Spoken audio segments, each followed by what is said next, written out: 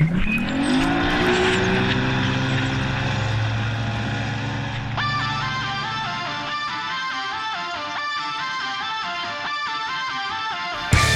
Eyes on Fishing with Mitch Peterson, Josh Sheldon, and Brad Qualley, leading you to the next level.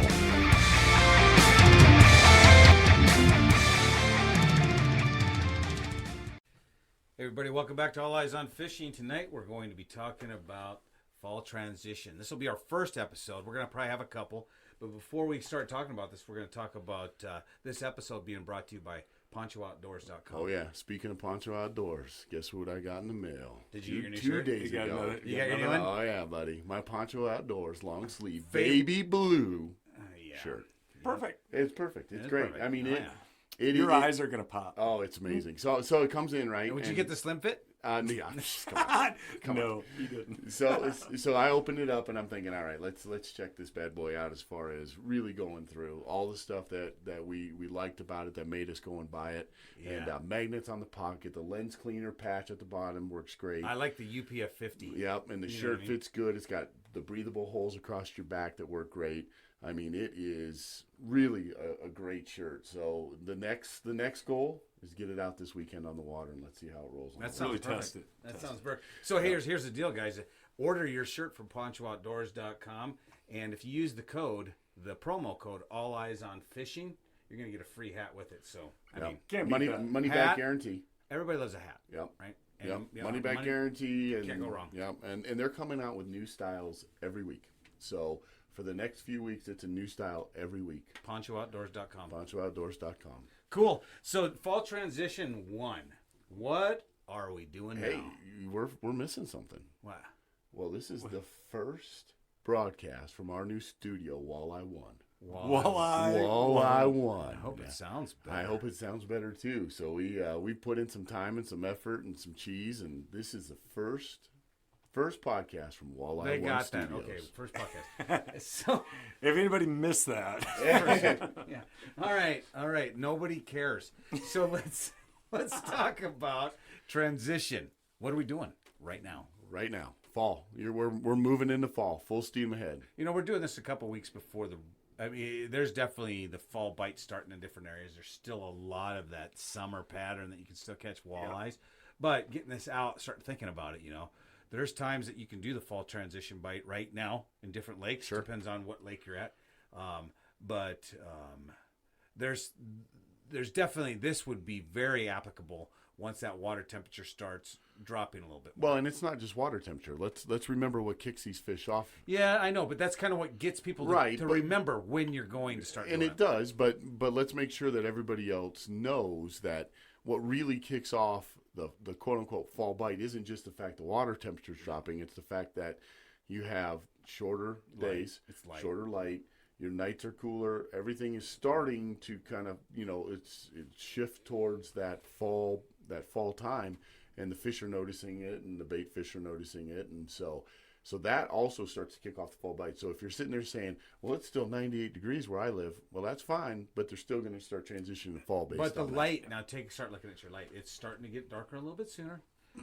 In 2 weeks from now, it's going to be another 15, 20 minutes, and that's noticeable to the fish. That's when you're right, but it's easy for guys to remember the water's getting cooler. Right. You know what I mean? Right, yeah, and the water is starting to get cooler, and of course, up north, and in Canada, it's getting cooler faster. So, but it's important to know that now this is where those fish start to transition. We talked about it a little bit in the last podcast, but this is where they really start to move to a little bit deeper. They're gonna stack up on humps. They're gonna stack up on the end of points, that are a little Especially bit further during out the lake, day. Especially during the day, and they're gonna concentrate. I mean, if you find some fish marked on the bottom on structure, you may see 3 or 4 arches, but chances are there's 50. They're going to be there in numbers. that's what I was going to bring up. It is kind of the time where they start to group up a lot more and go to those specific kind of structures. And all summer long they're in all shallow, deep. Everywhere in the lake. Where in the fall they start to target those more specific structures. Right. Yeah, and then they're also, as they do that, they're starting to transition their way, up the lakes. They're starting to move back towards those areas where there's going to be spawning. So they're starting to move back towards rivers. They're starting to move back up, and it doesn't mean they're going shallow, but it means they're out there, they're feeding, and they're going to start moving at the same time. And that's important to know that they are going to start. I mean, it's all about the Like food right now, though, so I'm talking starting to get dark. Normally in the summer it gets dark, so we'll do time. So it's relative to anybody that's listening to this podcast. So normally in the summer, it gets dark. Let's say 8:45, right? Something like that. Well, I think it's 9 o'clock, 8:30, 9. I don't know. We're talking July. July. No, 9 when o'clock. it's when July, it's right, midsummer. when it's summer, yes, when right, it's summer. right. So now it's starting to get dark about 8. Yeah. Right. So we're starting to lose that time. So that's when the transition starts. Start thinking about it. Right. But right now, while you still have that later daylight, we're talking. This is transition 1. We're getting ready to fall. We're not into fall yet.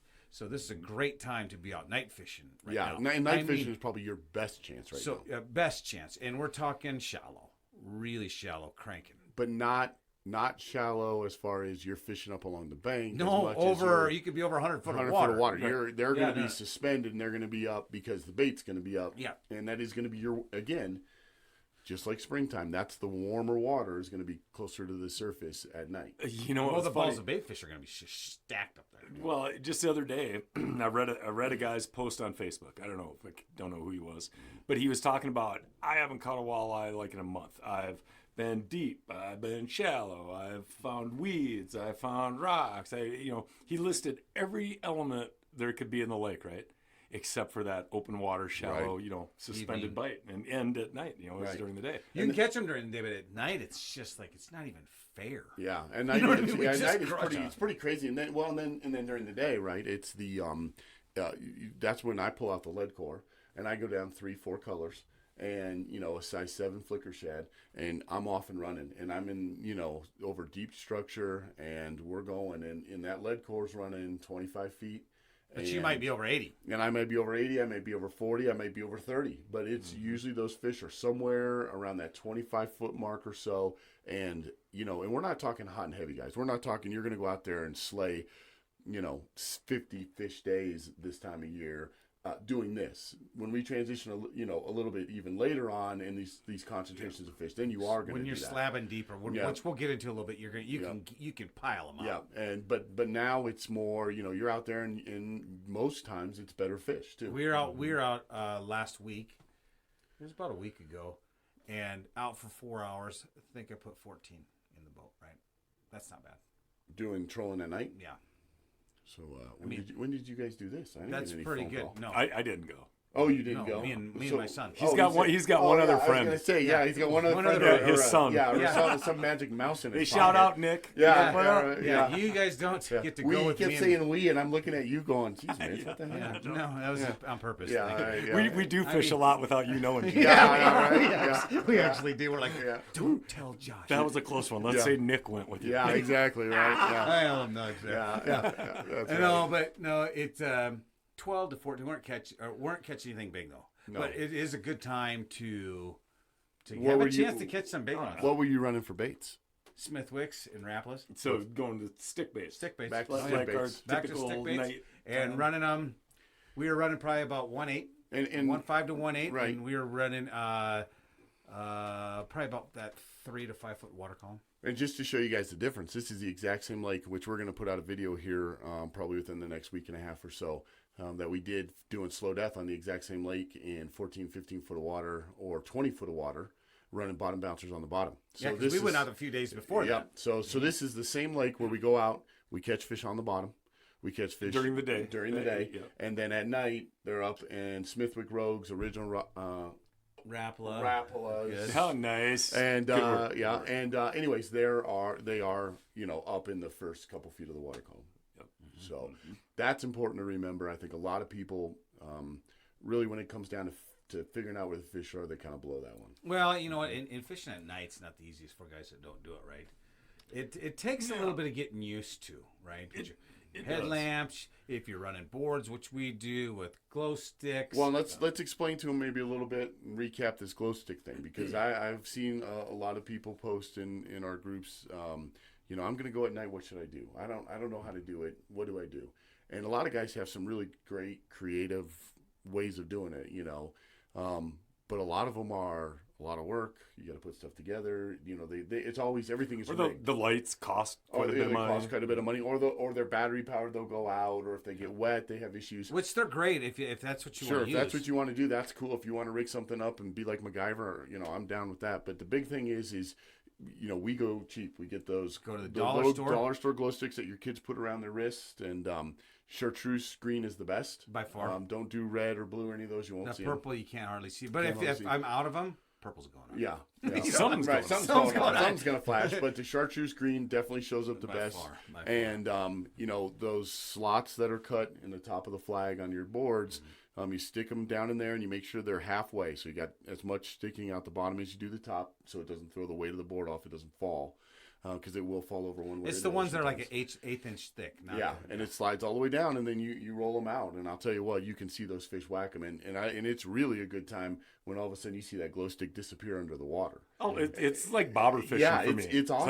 like, There look it at goes. that. Yeah, check it out. Well, the thing that gets you too is when you're out there fishing and you're watching your little soldiers. That's what we call our boards. Is the soldiers out there working, right? Yeah. And you look out and you're watching them, and next thing you look, and maybe you've made an inside turn, and you didn't know that your buddy made an inside turn. Now it's dropped back, Right. Not in your right position. You're looking out and it goes, "Where's that? Where's the board? Where's the board? Where's the board?" Oh, there it is. Yeah, or the reflections in the moonlight. Yeah. It's right. like all of a sudden the glow stick disappears. Like, wait a minute, where'd it go? Where'd it go? Yeah. Oh, there it is. Yeah. Dang it. Yeah. Dang moon. Yeah. Okay, so that's transition for some night fishing.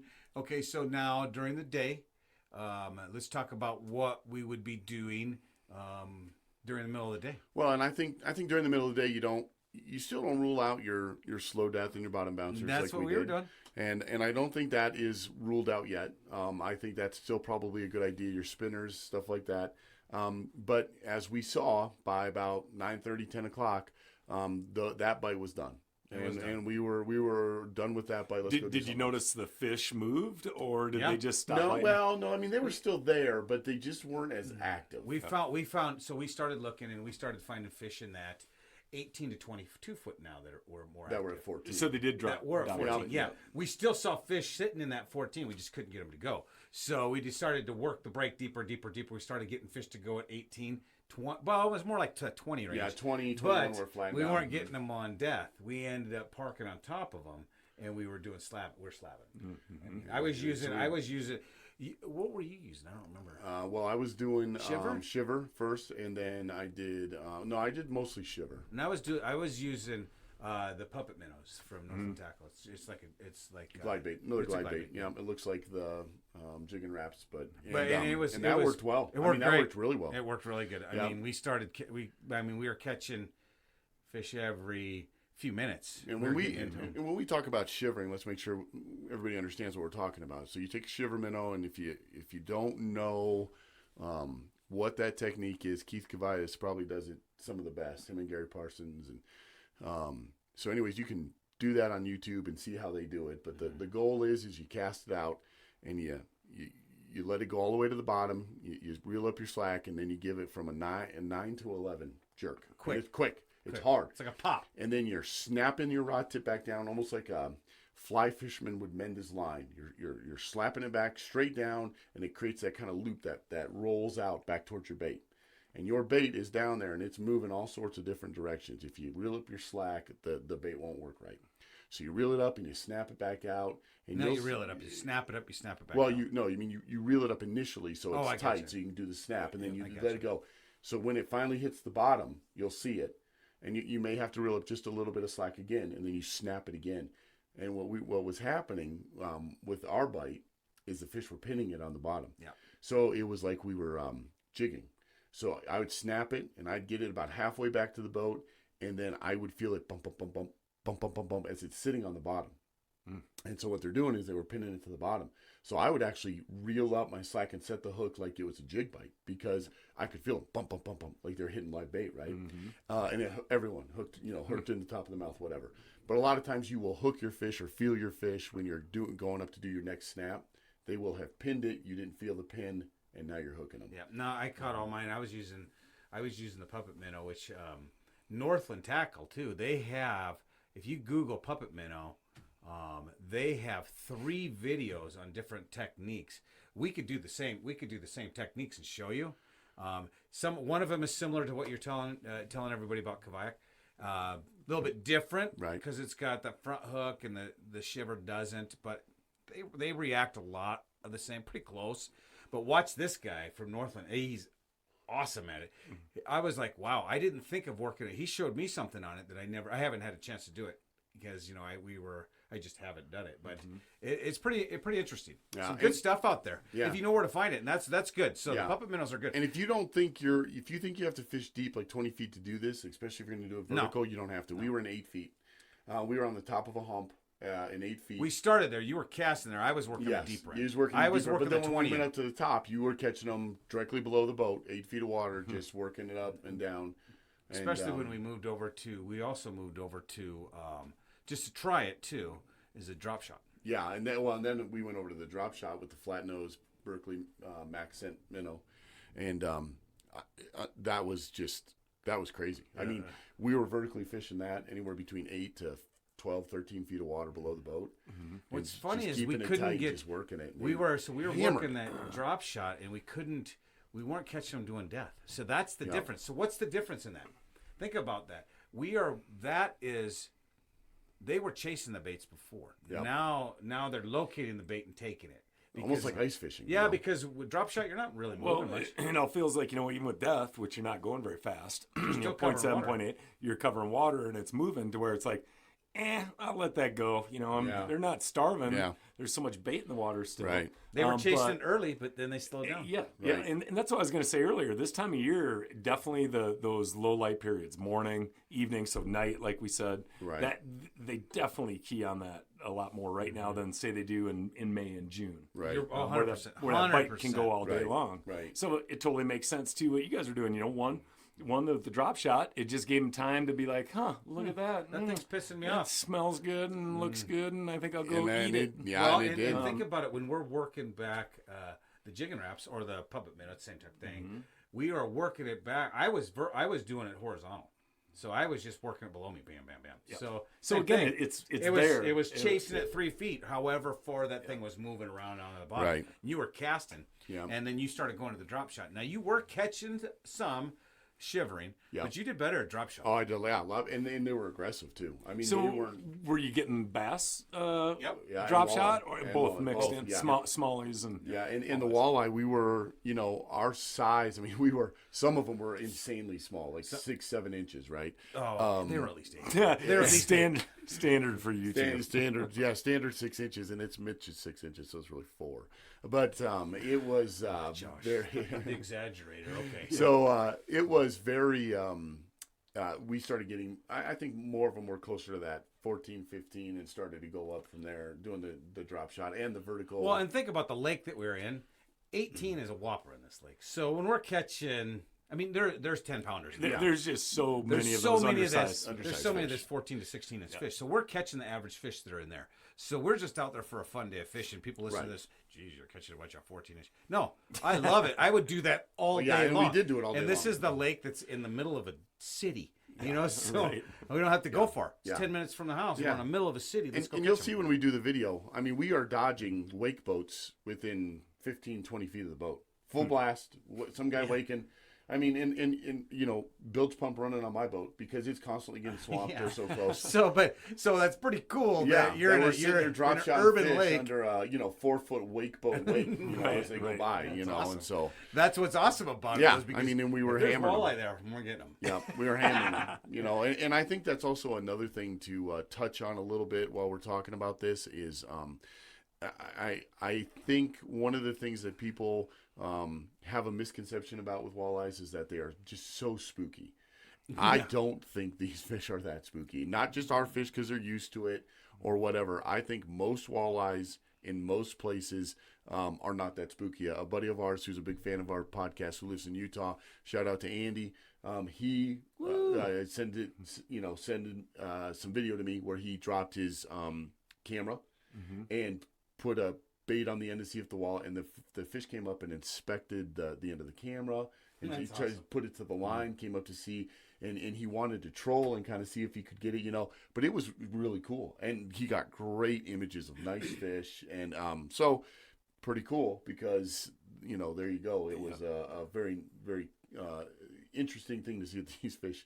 I mean, they could care less. Well, that's a cool thing for me. In the last probably 5-8 years, whatever, there's just so much more underwater video of walleyes, and it's cool just to see them, to try to understand them more. Right. I don't want people to take away though that there's times you need to be stealthy though. That's why we run like the fluorocarbon. Sure, absolutely. Because you're trying to make that bait that you're using look as natural as possible, right? Or you're not trying to. Right. You know what I mean? You're catching their eye. You're catching their intrigue. I mean, that's the thing is they may see it and not react to it right away, but they saw it. It's like when you watch the ice fishing videos or you see them through the ice. They see it. They see it. It's sitting right in front of them. Northerns do it too. Probably muskie do it. I mean, probably most of them, right? They see it. They see it in front of them. They see it bobbing. They see it moving. And then all of a sudden, that strike is so fast. Boom. They're on it. And it's off and running. It's awesome when they just. And I think the drop shot's a great example. I know that's what they do with the with the different vertical presentations, with either being a jigging spoon, which we haven't even talked about, but that's probably going to be in fall number 2. That's what I was just thinking. Yeah. We're getting so long on this one. We only have another couple minutes to talk here. We'll talk about fishing deeper in the next one. Exciting. I mean, we're going to talk about probably slab and spoons. Yeah, I mean, you guys, there's a whole nother part to transitioning into fall that is slabbing, and then so there's transitioning probably 1 and 2, and then there's fall bite. Yeah. So don't get them confused because there's definitely there's definitely a way to go with it, and sometimes there's fall bite trolling for trophies too. Yeah. So there's 4 or 5 fall. Yeah. Yeah. Let's stay here all day. Yeah. We'll get a 12er each. Yeah. And we'll just keep talking. Just keep going. It's going to sound a little bit Because I'm getting worse. excited. Yeah. If we have that much time, we should be out on the water. Well, if we stack up all those podcasts, so by about October, that October one's going to sound pretty bad because we're all going to be slurring, and everything Brad says will be funny. We'll be like, that was awesome. So yeah, no, it's that is a whole fun, exciting separate time on its own because. Man, you can get on a pile of fish and just load a boat in minutes. And my old partner and I fished a fall classic here in Colorado on a lake that we knew pretty well. And, I want an overnight fall classic. That's what we talked about. And you're going to keep interrupting over there. You're going to let me finish. So anyways. An overnight fall classic would be awesome. And so anyways. I'm going to time how much time all of us talked during the podcast. Anyways. Well, when you have more information than the other two to add, it's what happens. So anyways, they so we fished a tournament and we were slabbing over and we were creeping around an area that we knew the fish would be. And at first it was slow, and then finally we hit that spot and loaded up the boat. Within 45 minutes, tournament over, day over, and won the tournament in 45 minutes. And it can happen that quick. It was that fast. I mean, it was over. Done. All tournaments are like that. That's why, and we'll wrap it up after this, but this was a early summer tournament that we were in. Mm-hmm. And I know this is fall transition, but same thing. Kickoff was 7. I think we got out like 10 minutes early. 8:15 done. Sitting there. We're trying to find it. We're working our area. Okay, they're not here. We get to third spot 3. Bam. Whack. Done. We're like, okay, this is what it looks like when you're done at 8:15. Yeah. You got a full box plus your overs or plus your upgrades. You're like, what do we do now? Yeah. Well, the weigh station doesn't open for an hour and a half. I guess we're going to have breakfast and listen to music. When we talked about breaking out the ski and going blasting everybody else. Those are good days. Those are good days. So anyway, we're going to wrap this up tonight talking about Fall Transition 1. Join us next time, too, because we'll move it right into 2. Things are starting to happen pretty fast with the shorter days and things cooling down. There's a lot of things that we're going to be changing up right now, but we want to keep you back on those walleye, and the best way to get out there is get out on the water. So that's rule number 1. Yeah, rule number 1, and we'll transition in, and before you know it, somebody might be getting a little bit of snow or a cold front, and then we're way into fall bite. So Love it. Yeah. All right. Have a good night. this has been All Eyes on Fishing. Thank you for joining us. Join us again next time, where we discuss all of your favorite fishing topics. Follow us on Instagram, Facebook, and Twitter. Check out our videos on YouTube or read our blog at alleyesonfishing.com. All Eyes on Fishing, leading you to the next level.